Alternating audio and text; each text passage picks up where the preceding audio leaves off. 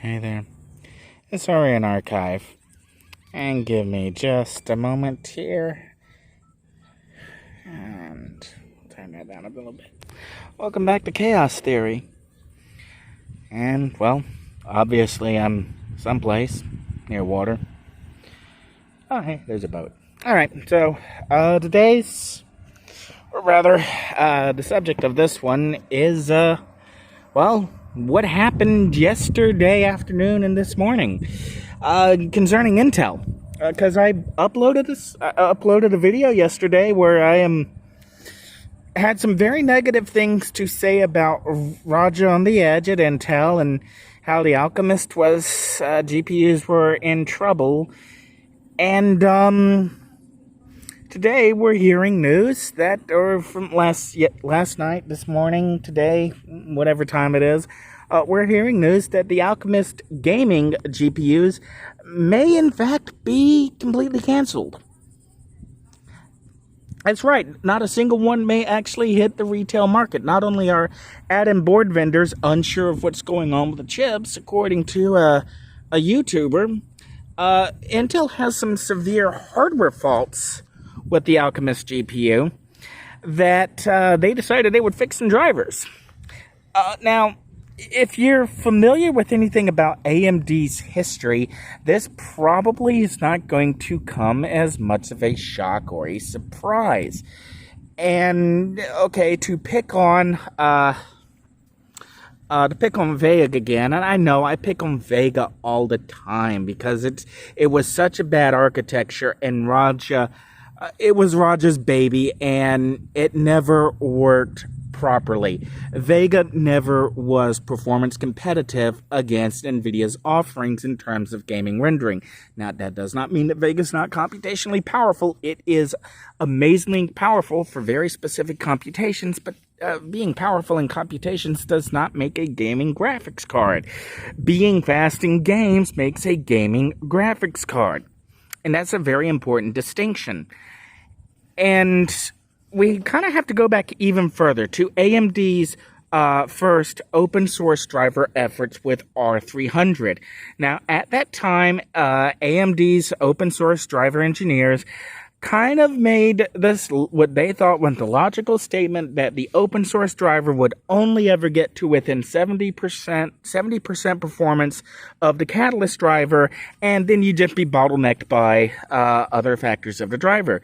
Well, that didn't happen. In fact, now the OpenSourceX.org Radeon driver normally, and for that matter, the open source Radvi Vulkan driver completely demolish AMD's closed source driver in every applicable scenario, be it gaming, be it computational metrics, be it esoteric GPU calculations, e.g. ray tracing on older hardware.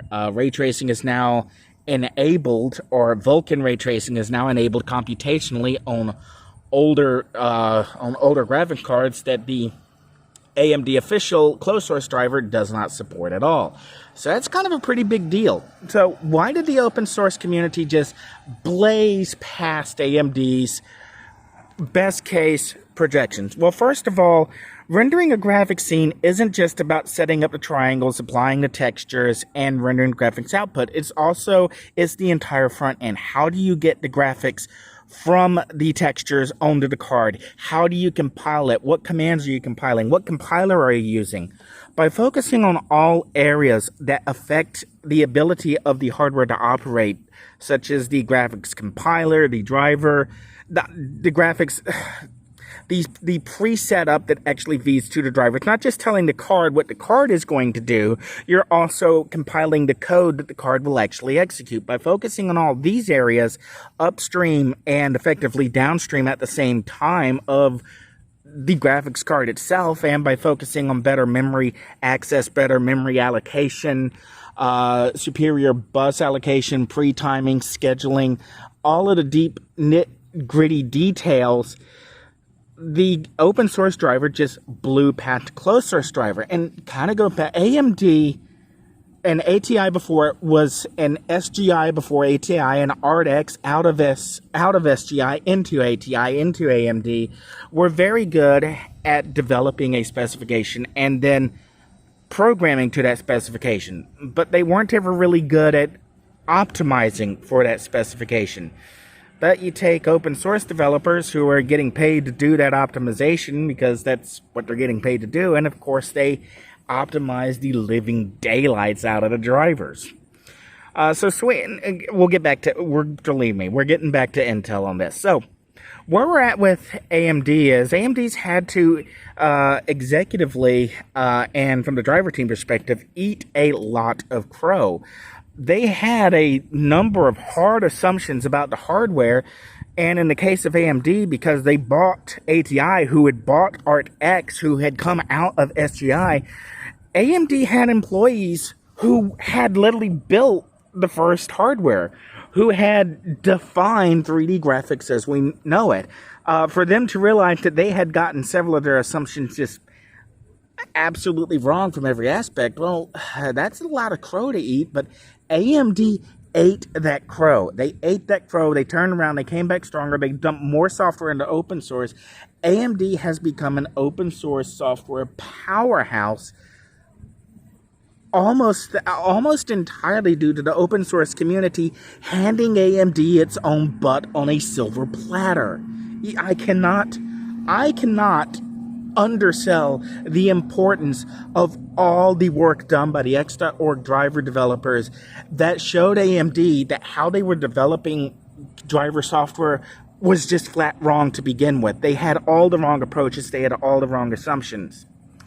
But AMD's biggest leaps in open source graphics and open source contributions and accepting lessons from people who were not employed at AMD came after Raja left. It's only been with RDNA 2 and RDNA after Raja's out the door that we've really started to see AMD and partners like Valve embrace the open source drivers to just leapfrog the competition. The Steam Deck is a mind-blowing piece of hardware, not just because of what it accomplishes, but how it gets there and what it uses to accomplish those goals. I mean, and I will do a full video on the Steam Deck, well, whenever I leave here, which obviously I'm in no hurry to leave where I am right now. This is really beautiful out here. Anyways, so why do I keep focusing on Raja? Because, again, going back to things I have said before in the report that I have gotten, a lot of people who I talk with, and I'm going to try and phrase this as roundabout as possible because, well, quite frankly, there are some people who still have jobs, and I'd really rather not cost them their job by quoting them directly or saying something that may be attributable or, hey, I heard that guy say this once. So we'll try and keep this as vague as possible, and I'll use the phrase grudge match. There has been a grudge match between the AMD driver teams, the AMD hardware teams, the RDNA, Polaris hardware, and the open source driver team, and Intel. I don't think Intel picked up AMD's best and brightest. I think Lisa Su intentionally let Intel headhunt some of her problems, which may be why we're seeing the RDNA 2 and RDNA 2 Plus and RDNA 3 slowly start to fire now that the CCP has bigger problems on their hands than trying to manage digital currency calculatory control. Anyways, so bringing us back to Raja, or rather bringing us back to AMD's insiders. The actual rank and file have long blamed Raja for not giving them the support or not giving them the leeway to make good products. And again, I will bring up the product I mentioned last time. A Radeon RX 590 Polaris with the R90 front end, but a 64 watt back end lifted from the Hawaii graphics cards. Now, I still stand by it. This was a product that actually existed. This was a product that had been prototype tested, and was even scheduled to go to manufacturing, and Raja killed it because it competed directly with Vega 56, and that was not allowed. AMD could not produce a medium-range card that was cheaper to produce than Vega 56, more powerful than the Vega 56, more power efficient than the Vega 56. Basically, you couldn't beat the Vega 56 in all metrics from another driver team. That's how big of a baby it was to Raja. So Raja's at Intel, and now we're suddenly hearing some of these same...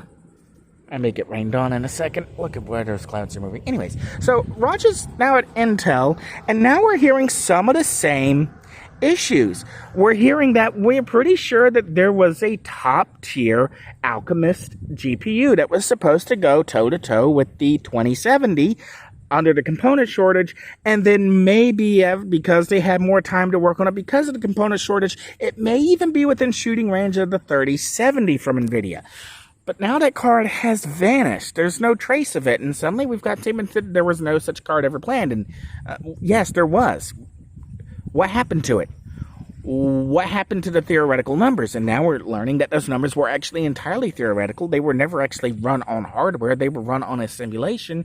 And again, what we're learning as of last night, this morning, that the hardware is fundamentally flawed with a scheduler error.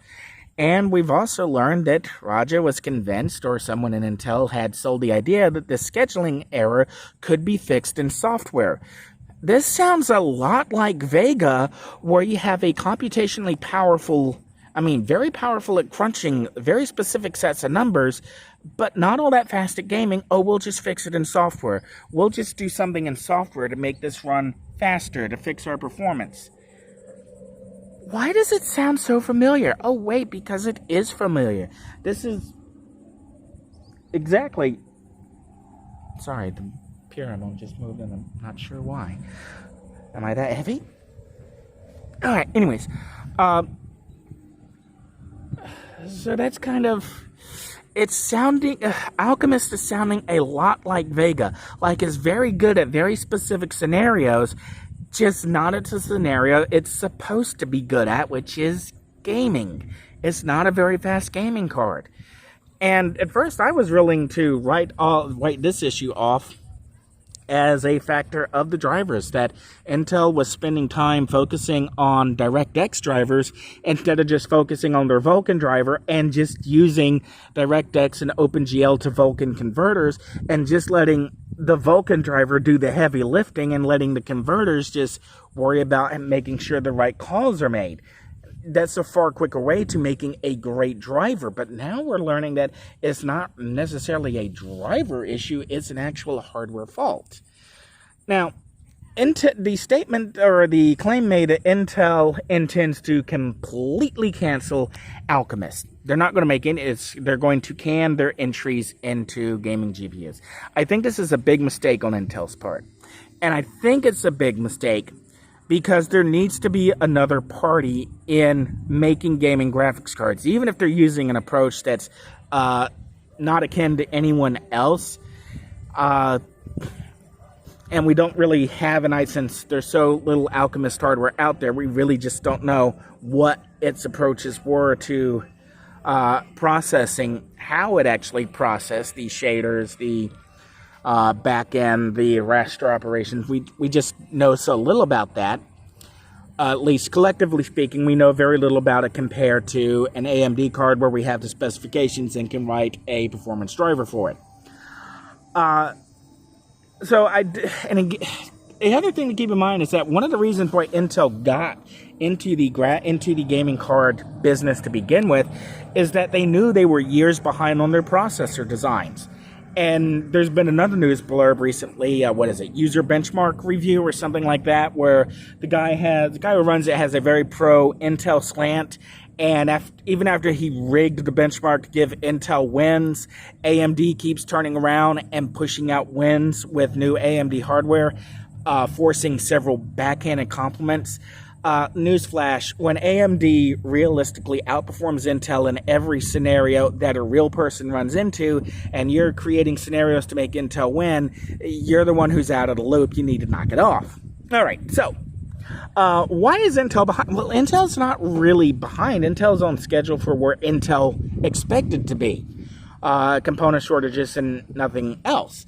AMD is ahead of where AMD probably expected to be. But the key point here is that AMD re-envisioned entirely how they had to approach the market. And even before Jim Keller left the company, AMD had a very good handle on what their roadmap was, how they were going to improve this processor, what the next generation steps were, and so on and so forth. Intel hasn't had that. Intel hasn't really had a roadmap to compete with AMD's roadmap. Intel had a roadmap, their own roadmap, and they were following their own roadmap, and they're still on their own roadmap, but their roadmap is not made in relation to anybody else's. Now, you could say this is because Intel is excessively narcissistic, and that Intel internally believes that they always have the upper hand and the best technology when they don't, and the shades of Sony right there, if you will. So kind of keeping all of that in mind, where Intel is positioned at, Intel's processors keep getting, everyone, it's like Alder Lake. It's sort of like, Alder Lake is so awesome. You're comparing Alder Lake to a Ryzen processor that came out a year beforehand. You're not comparing it to the Ryzen processors that it actually, okay, let me put it this way. Do you watch racing? Do you watch NASCAR or do you watch F1? Are you aware of the historical rivalry between Ford and Chevy and Ferrari and Mercedes? All right, so let's imagine that you have a NASCAR race where Ford wins 3 years in a row. You have an F1 race where Mercedes wins 3 years in a row. On the fourth year in NASCAR, Chevy finally puts out a car that can beat the Ford. Yay, Chevy wins. In F1, Ferrari finally puts out a car that can beat Mercedes. Ferrari wins. Yay! And now what if I stopped and told you that Ford and Mercedes were running the same car that they had been running? This was their fourth year running that car. And then you stop and tilt your head and you go, wait a second. Chevy beat Ford running a new car against a 4-year-old car. And you go, yep. And you go, so in F1, Ferrari beat Mercedes while Mercedes was running a 4-year-old car. Yep. That's exactly what's going on with Intel and AMD.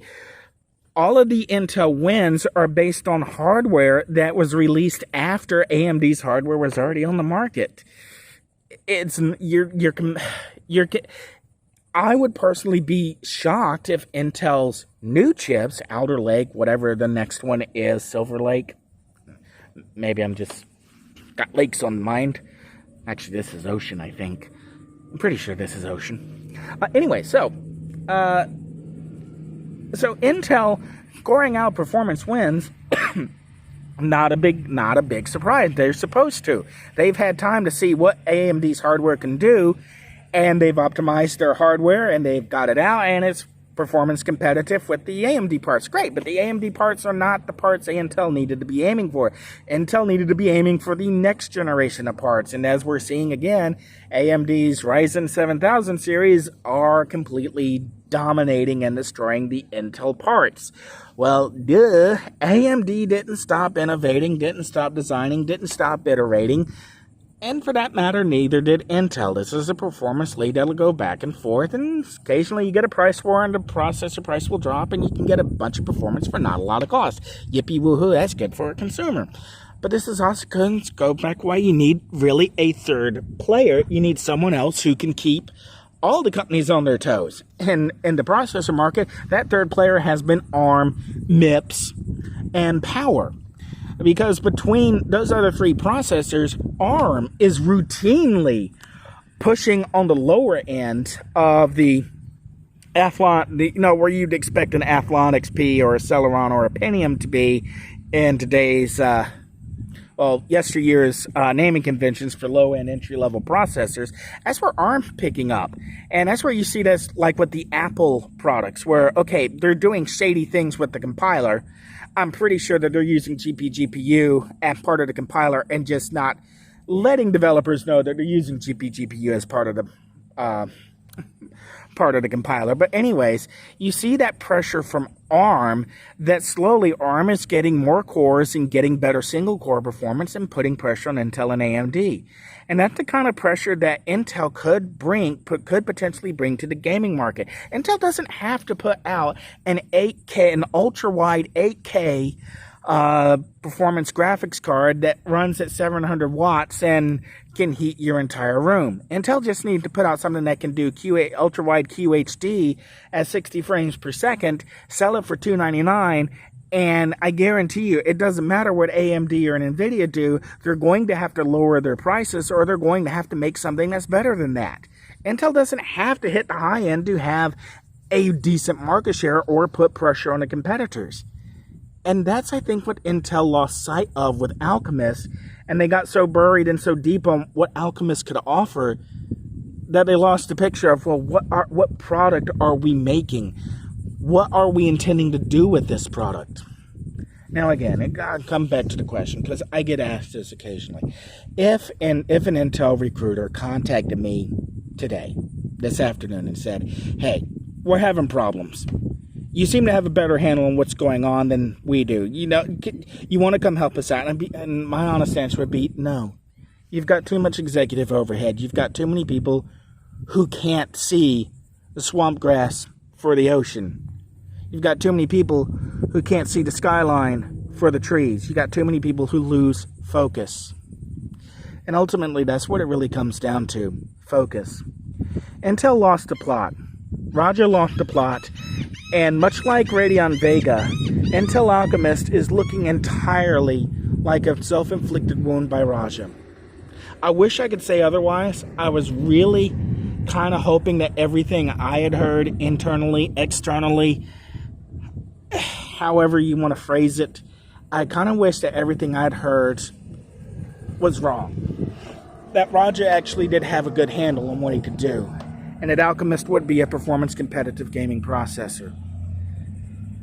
But now, Pat Gelsinger may slam the lid on it all, give up a unique market opportunity, and again, I kind of have realized I lost a train of thought here, and this is something else to really keep in mind, is that one of the reasons why Intel wanted a graphics processor, wanted to enter the gaming market, is that they knew their processors weren't competitive. They knew their chip business wasn't competitive.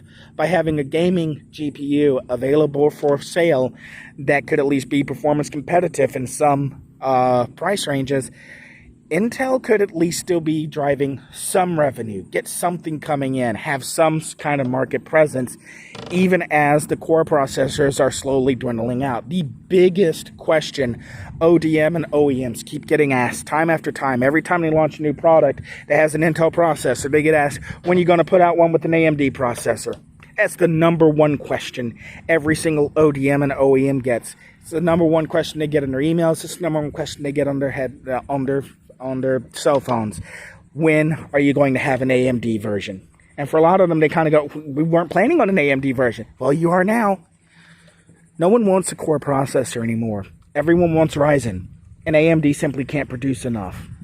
And that's the only reason Intel is still making sales, is that AMD just can't keep up with demand. Everyone wants ARM processors for that low power wattage and extreme core count. The only reason they're still buying Intel is because the ARM vendors who are making those processors can't make enough. They can't fulfill market demand. So Intel's basically existing in a vacuum right now. They're only making money.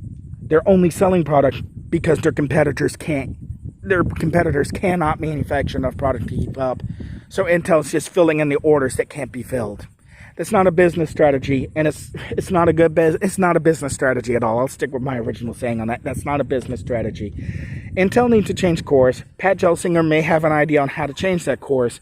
Question is, will the executive bloat in Intel let him do that? I don't think so. I think when what we heard last night, this morning, we're looking at the final tipping of Intel going into obscurity. Maybe I'm being overly dramatic. Maybe Intel will right itself. Maybe they'll land some big contracts, but I doubt it.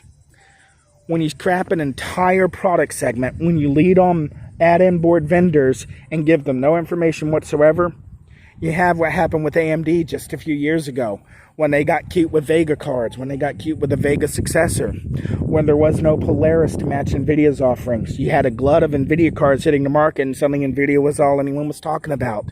Nobody cared about AMD cards at all. And then you had the whole bungle with the 5700 XT, where there was only 2 cards released in that entire lineup, the 5700 XT and the 5700, and they were not released in volume.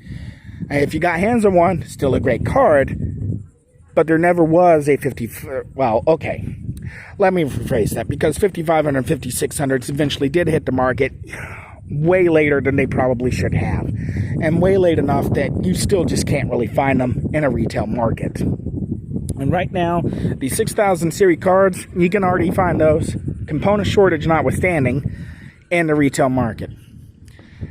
And that's what Intel has to look at. That's what Intel has to observe. And it would not surprise me that by the time I have a good internet connection again, I am halfway expecting to read the news that Raja has resigned from Intel, or that Pat Gelsinger has fired Raja for wasting so much money and not delivering a single product. Almost like Vega. This is Orion Archive, and I'll catch you later.